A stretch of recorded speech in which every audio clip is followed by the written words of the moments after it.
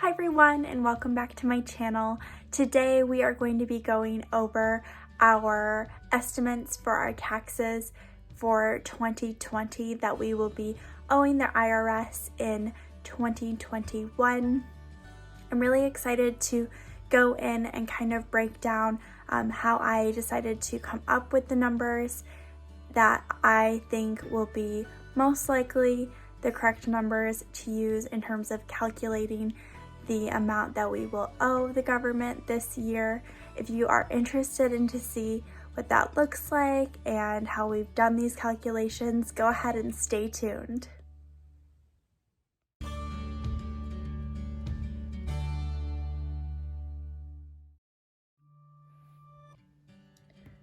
Alright, I already set up our taxes 2020 sheet here. And so first we will be breaking down our different incomes that we've made in 2020. This was all based off of our final paychecks in 2020, as well as our business income and expenses so far in 2020. The first one is my money that will come from my employer, and it should show up on my W-2. I'm estimating that I will be having an income of $37,341 and some odd cents. And the next was my husband's W-2, which is $57,934. The next was actually my disability. I did go on maternity leave this year because we did have our daughter born in 2020, and I don't have the information related specifically to how much income I had while on disability, but I'm estimating that it was somewhere around $4,970.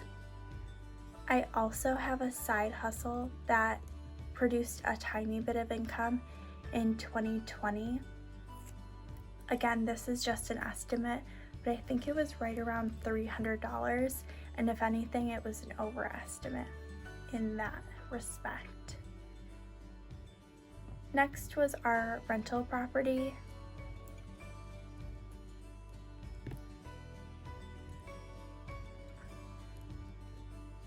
Between the amount of money that we earned from rent as well as the amount we put towards our principal on our mortgage, which is taxable to us, that would be a total of $24,410.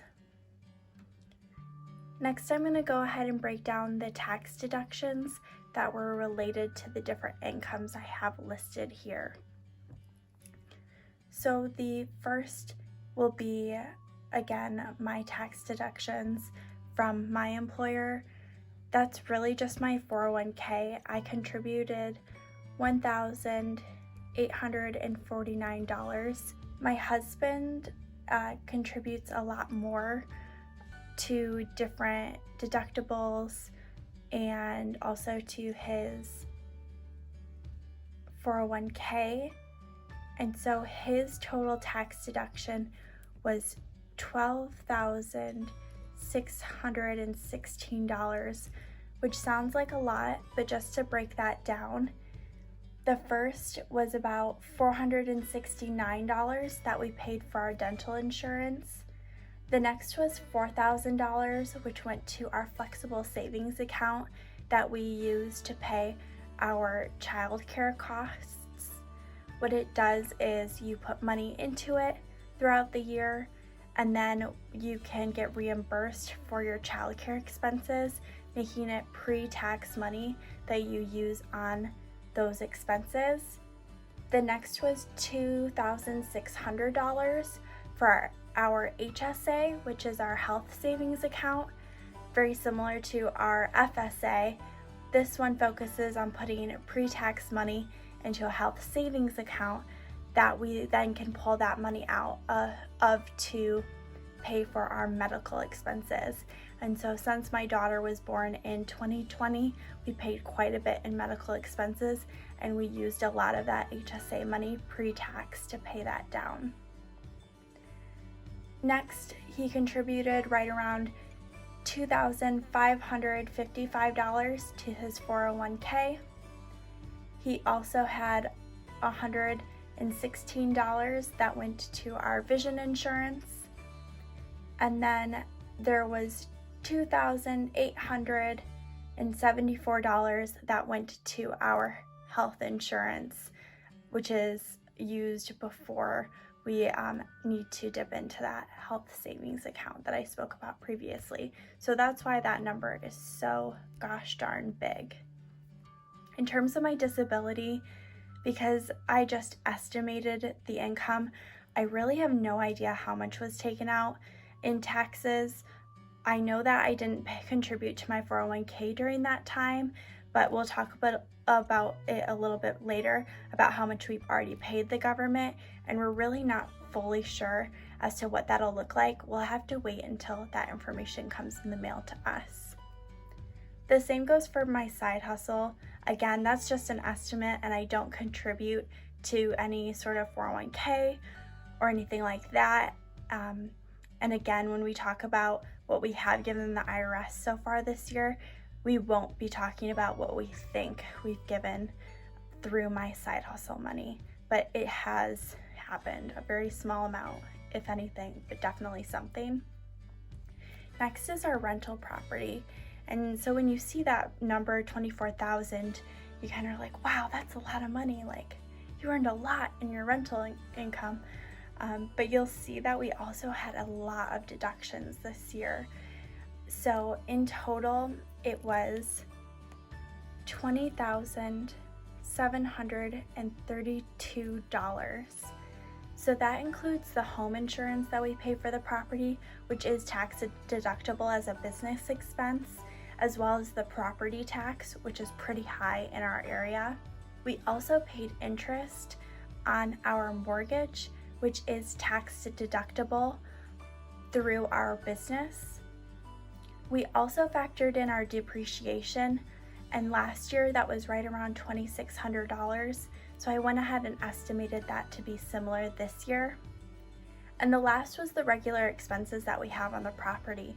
Those things include our internet that we supply to our tenants, as well as different maintenance that comes up on the property, and our water bills and our trash bills as well, which we pay for our tenants who reside in our home.